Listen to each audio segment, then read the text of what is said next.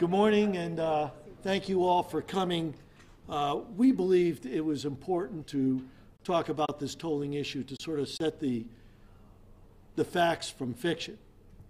In the zeal to collect cash, I think folks get clouded when it comes to the facts of the matter. What's happening is, with tolls, there's a perception among the public that when you talk tolls, we're talking border tolls.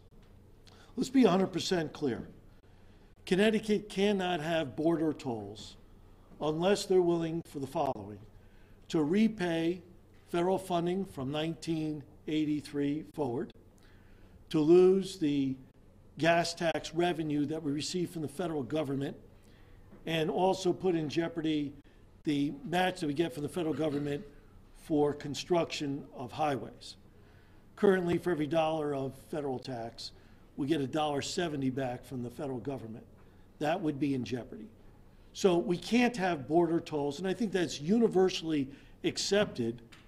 But I think the public has the feeling that you can have border tolls, because when you talk about it, that's what the public talks about. That just cannot happen.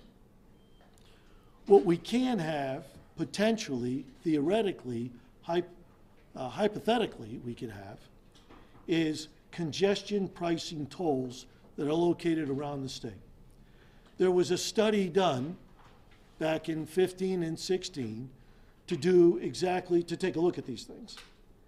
And when you take a look at, and the reason why that was done is to try to get into the pilot program to get the federal permission for Connecticut to go the next step on congestion tolls.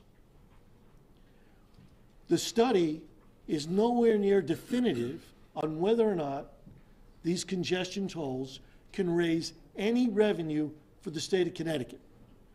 I didn't say that. The DOT commissioner did.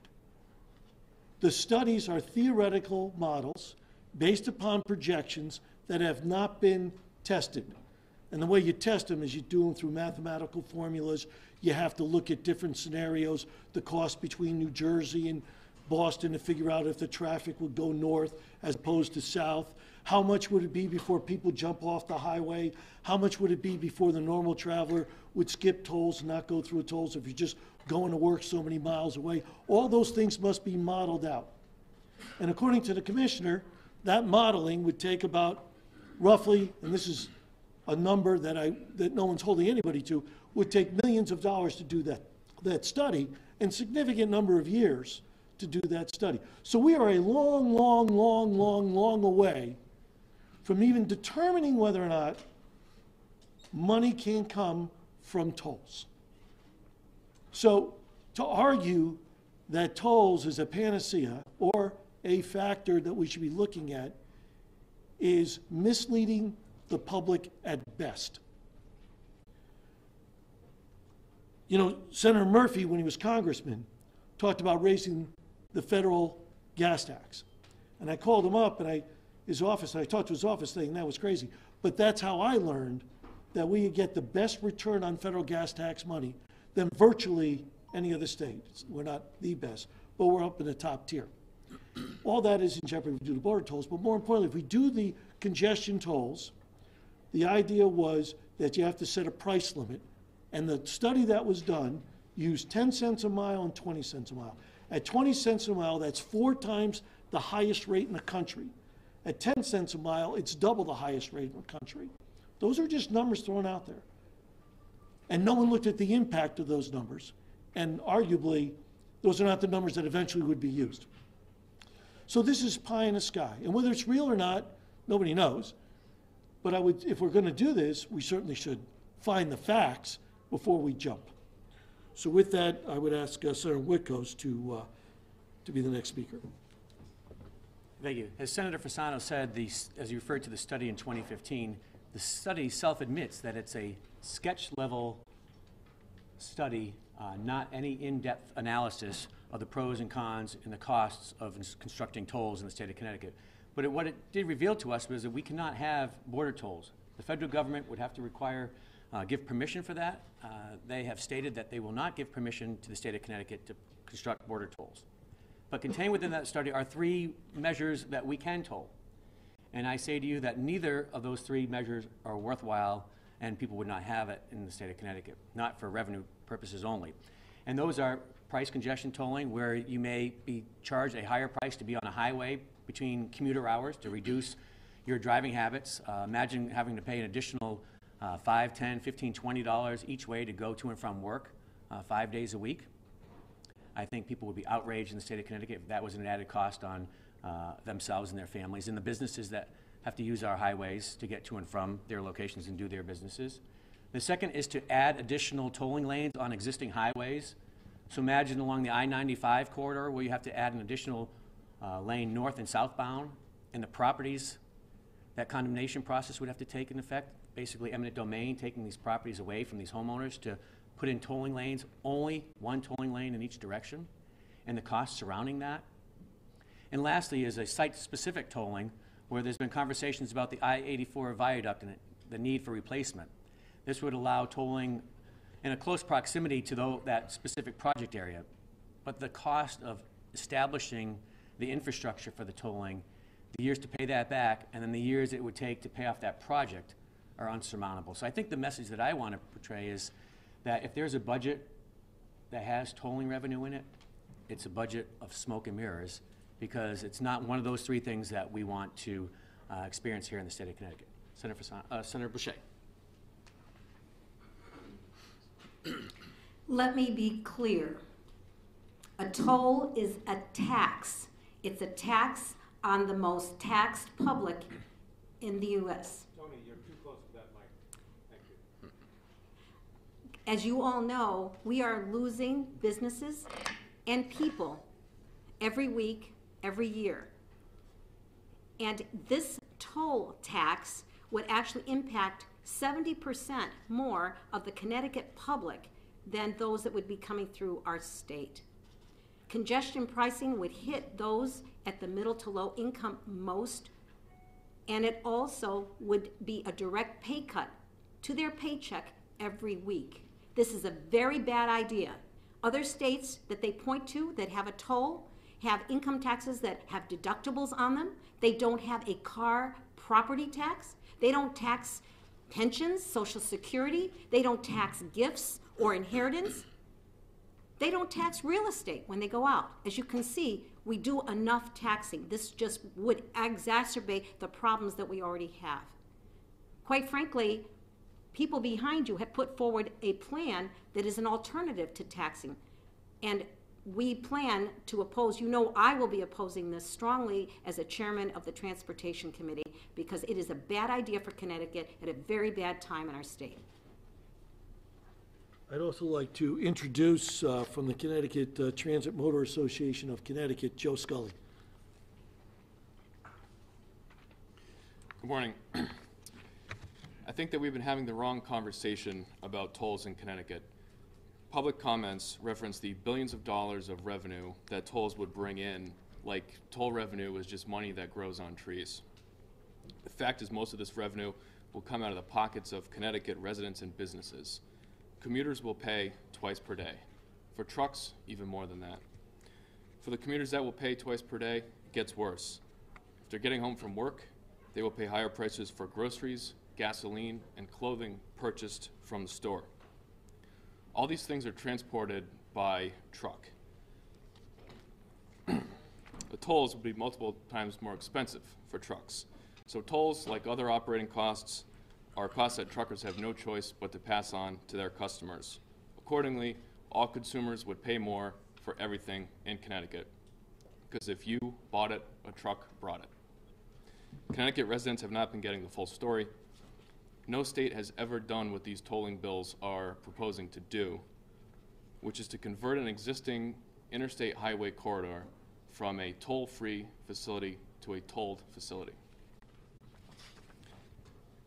The tolling proposals are being sold as a way to reduce congestion. The only way they will reduce congestion is when the tolls are made too expensive so that drivers can't afford to drive on the roads. What that will mean is that significant traffic will be diverted onto local roads. We don't know where the tolls will be located. We don't know how much they would cost. There is no limit to potential toll increases. These increases could happen at a moment's notice. Connecticut businesses and residents already pay a lot of taxes and fees to use these highways, including diesel taxes, per gallon excise taxes, the petroleum gross receipts tax, registration fees, and more. Paying more to sit in the same traffic accomplishes nothing. In closing, please know that statements about out-of-state trucks using our roads for free are false. Last year, Connecticut netted nearly $30 million from out-of-state trucks. They pay fuel use taxes and apportioned registration fees for the privilege of operating in Connecticut. The trucking industry in Connecticut pays 36% of all highway user fees owed by motorists, despite accounting for only 6% of the miles traveled. So in closing, truckers, car drivers pay more than enough to use our highways. We need to stop this unprecedented proposal once and for all. Thank you. And I'd like to introduce from the Yankee Institute, Carol Platt. Good morning. Thank you to Senator Fasano for inviting us today and for his leadership on this issue. My name is Carol Platt LaBelle, and I am the president of the Yankee Institute for Public Policy. We all believe that maintaining our infrastructure is vitally important to the success of our state. But before lawmakers demand 1 more cent from Connecticut's taxpayers, including through the use of tolls, we respectfully ask them first to ensure that they're spending the money we've already sent them wisely.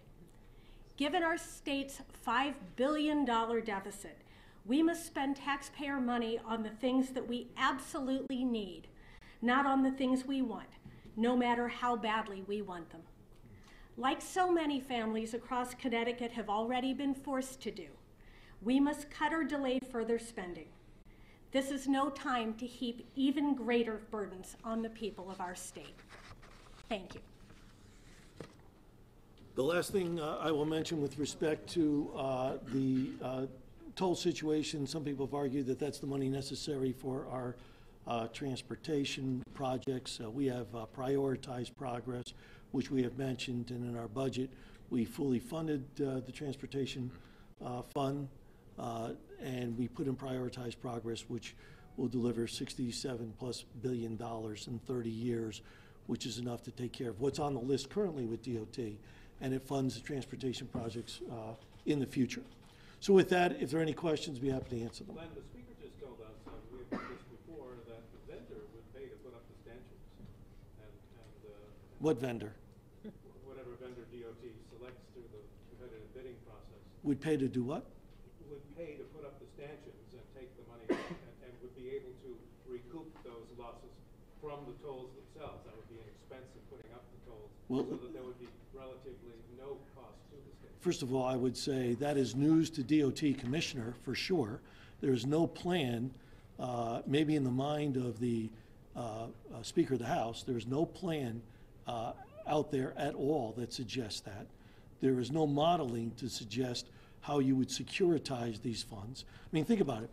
So you're saying that you're going to bring, okay, if you're talking about some vendor coming in, you're not even anywhere near that stage of a vendor. Well, no, but you'd have to pass the bill first, obviously. Even if you pass the bill, Mark, you have no idea what the value is or is not of what you're proposing. That's the problem. How about there is an element in the bill that passed committee that reduces the gas tax. It's a paltry amount, it's only 2.5 cents. No, it's a half. But if it were more than that, would it be more palatable, you think, to the public? I'm unfamiliar with the bill, so. No, I can tell you. I've told Yes, you. okay. Yes. Well, what that was a slight concession, because I've often talked about the fact that other states that have a toll have routinely 20 to 30 cents less in gas tax. The concession that the chair made to me was a half of a penny per year for the next 5 years. You're talking about 2.5 cents. That's a drop in the bucket. It will not make a difference. It certainly will not make a difference. Remember, all the other taxes we pay on everything else, the car's property tax doesn't make up for that. Tony, what if that amount were to be increased? Mark, that's just pie in the sky stuff. Increased, by decreasing the gas tax, to argue that's why we're going to have tolls, no one knows whether or not the tolls make money. You're arguing against a nullity, or they're arguing against a nullity. What about all these figures we see of all the states and others making so much money? Because here's the difference. Here's the difference. One, they're border tolls. They did not make the deal with the federal government in 1983, which we did after that horrific accident in Stratford. That's why that deal was struck. We made a deal with them that we would not put up border tolls, so they have the border tolls. Their return on their federal gas tax is not at $1.70 that we're getting, and their money that they put in the roads are not a 3-to-1 match. So whatever deal they have is different than our deal, and that's why we can't jeopardize the funds for border tolls, because we have to pay back the money. Now, if you do the congestion pricing tolls, the question is, what is that economic model look like? And I think, not that I think. I'm sorry? Oh, sorry. So it was at Tony Boucher level. As it should be. The value, without knowing what the values are, you don't know whether it can make money. And what you have to do is you have to do this modeling. And as I say, I didn't say this. This isn't a Len Fasano theory. This is from the guy who's running DOT, Commissioner Rediker. And I urge you guys to talk to him and ask him. As it stands now, is there a study that either demonstrates clearly what the rate would be per mile? And I think his answer would be no. And number two, is there a study that demonstrates how much you could make on tolls in a tolling system?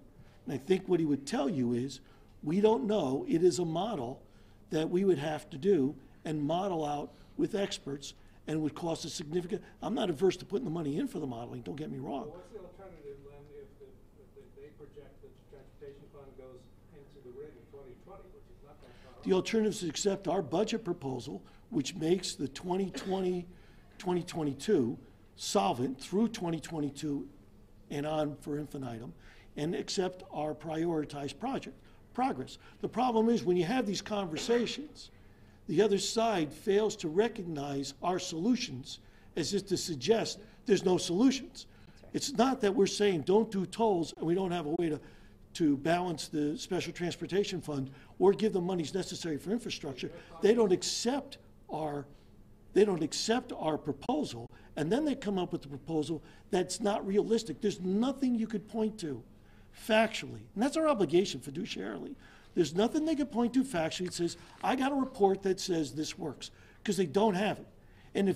And I frankly asked the commissioner, do you have a report that does it? I asked him twice, once in 2015 when the first report came out, and then just recently a month ago. I had him back in to see if anything changed. So I know for what I speak. And I've read the reports in detail, and they're hypothetical. They were just done so they could get in the door to make the proposal to get on the pilot program for the tolls that deal with congestion tolling. That's the only reason. Is your caucus uniformly opposed? Yes. All 18? Yes. Yes. Both the speaker and the majority leader told us about 20 minutes ago, they kind of reject the idea that tolls are unpopular. Oh my God, could I Wanted to address know that? your response. Well, look, can I just say, it doesn't matter whether something is popular or not. The question is, first, does it work? You don't get to popular to determine if it works. I mean, these guys are saying, well, we're going to do it. We have no idea what the heck we're doing. We have no idea what the numbers are going to be. We haven't talked to DOT commissioner, because they didn't get this from the DOT commissioner. We haven't done any of this, but we're just going to go ahead and do it. And then you wonder why we got a $5 billion problem in the state of Connecticut. We have a $5 billion problem because we do fictitious things, and you all know it better than I do, fictitious revenue, fictitious concepts that never come true. If this was shown statistically and through the reports that are out there, if it was shown that it can make money, then we could have a conversation on whether or not that policies are accepted by state of Connecticut legislators and constituents or not. Fair argument to have. Policy I'll have every day of the week. We could argue both sides. We're not even at there because we're not even sure if there's $1 that goes in the pocket of the state. When you look at the modeling they did in 2015, 2016, they were going to put an extra lane between New Haven and Greenwich. That cost of that extra lane, when I asked, where'd you get the numbers for that construction? The answer is, it was like a 10,000-foot number. It was just putting in a number. It doesn't take into account Army Corps, doesn't take into account DEP, doesn't take into account condemnation, doesn't take into account certain soft costs. It was just a theoretical what if, because the key to this report wasn't to say tolls are an economic gain. The key to this report was, how can I reduce the congestion on the highways particularly between New Haven and Fairfield. And that's why that lane is so important, because when you look at their studies, without that lane, even with congestion tolls, they can't reduce the traffic between New York and New Haven. You have to add that lane with the congestion tolls. And that's all this commissioner was looking at in this report. Nothing to do with the finances. So that's how this report came out. And you got to put it in context. And you have to read the report to get what's going on in the report. And then you got to ask questions. You got to do your homework. So it's not a question whether it's popular or not. You don't get to that think box till you find out whether it works or not. Could I mention I'm sorry. something about popularity for a moment? Jumping ahead of yourself, according to the speaker, he's saying, you know, we passed the bill this year. It goes to the Department of Transportation and the commissioner to figure out how this would work. And then we come back again next year with that plan in place. Okay, so if the plan that we have in front of us says you could put up tolls, as I understand the bill, essentially. Right. And I'm saying, one, that should be a decision legislators make after they see the study on what it is. I mean, argue, okay, we're going to give it to the DOT commissioner to figure out with some group. That's a policy issue. What if the tolls come out and say we're going to charge $50 a mile? I know it's not. But what if it says, that means we agreed to that? We didn't agree to that. The first thing you should do is say, if you want to commission the commissioner to do a study, I'm okay with that issue. But let's make it abundantly clear. Anybody who puts it in their budget for 2018 or 2019 fiscal year is being totally irresponsible. No matter what happens, you can't. I mean, I think there was some quote by someone saying, we could put up tolls in a year. You can't. Because even if you put a congestion toll, arguably name the town, 95 parallels Route 1 from New Haven to Greenwich and New Haven to Rhode Island. You put up one, you just go around it. That's all you do. That's the reason why the commissioner's saying you need a series of these tolls, because you have so many on-off exit ramps. You need a lot of these tolls. And by the way, when you start doing 95, you got to do 15. Otherwise, people are going to take Route 15. And we do 95 and 15, you got to do 91. And if you do 91 because of 691, you got to do 84. And by the way, while you're doing that, you got to do 9. And while you're doing that, you got to do 72. That's the problem. And that's where the commissioner is in his thought process, that this is extraordinarily complicated, with the final factor being the total cost to run from New Jersey to Boston on 95, we'll say, is X. If that is less than going from New Jersey and Boston by going north through 84 and the Mass Pike, you have moved all that traffic from 91 to 84, or vice versa, from 84 to 95. So that's the modeling that the commissioner tells me. I don't know this stuff. That's the modeling commissioner tells me all has to be done before you even get to whether or not this is a good idea. And that's all I'm suggesting. Max, I'm sorry, Max, the expert. Senator Fasano, two questions. Number one, is the fact that the House Republicans aren't here, should we read into that maybe they're not as uniformly opposed? That's number one. So if you want to answer that. But number two, other states have congestion pricing. It's not like this would be a totally new concept. Both Florida and Texas have had congestion tolling for a number of years. And I would imagine they're in a similar kind of federal Department of Transportation situation with their funding and matching funds, et cetera. So it's not like this would be a totally new concept in the state of Connecticut. It may be new to this region, but it wouldn't be new to, it wouldn't be So, new a couple of things. First of all, I wouldn't read anything to the House not being here at all. They're in session. One, they have session. Themis and I have been very busy. We've been playing telephone tag. Stop anyway. We have been playing telephone tag for a while. I wouldn't read anything to that at all. Number two, with respect to your other question, in Florida, if you put up a new highway system in Connecticut, for instance, when we put up the Quinnipiac Bridge, we could have told the Quinnipiac Bridge and not be in violation of the federal laws. If you put in a speed lane, I guess I shouldn't use the word speed, but you put in an express lane that's designated as a new express lane, you could toll that express lane, which is what you see in Miami, right? Is that express lane.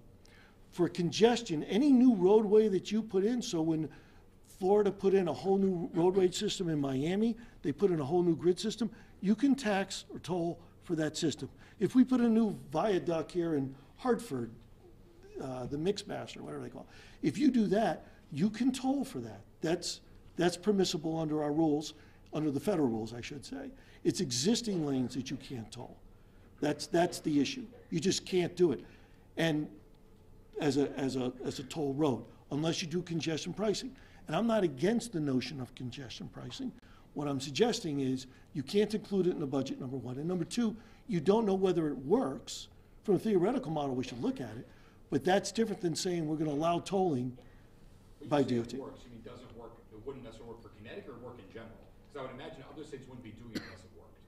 Well, I think it depends. I mean, Connecticut is different than other states. Right. In Connecticut, as I said, you have 95 and Route 1, and 95's got an exit every mile, and Route 1 is next to it. So if you're going to go to work from Greenwich to Stamford, you may say, I'm going to take the back roads.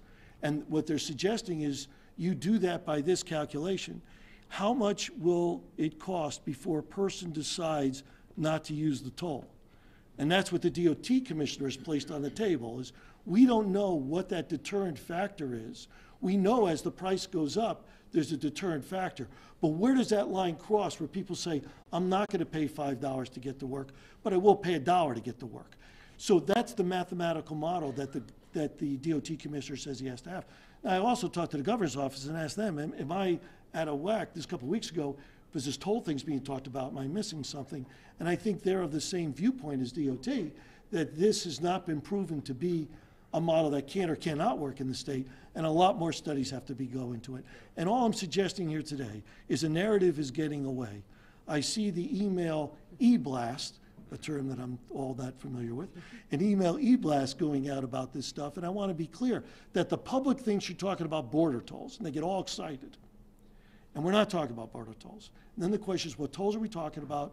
Congestion tolls, which theoretically do work. Do they work in Connecticut? Maybe, but Connecticut has an odd structure to it on the highway system. So does it work? Florida is more of a new state relative to Connecticut. And that's the questions that go back and forth. No state income tax in either state. Come back to the microphone and just explain simply how the trucking industry is already taxed, to explain this fallacy that the truckers are passing through without having to pay anything.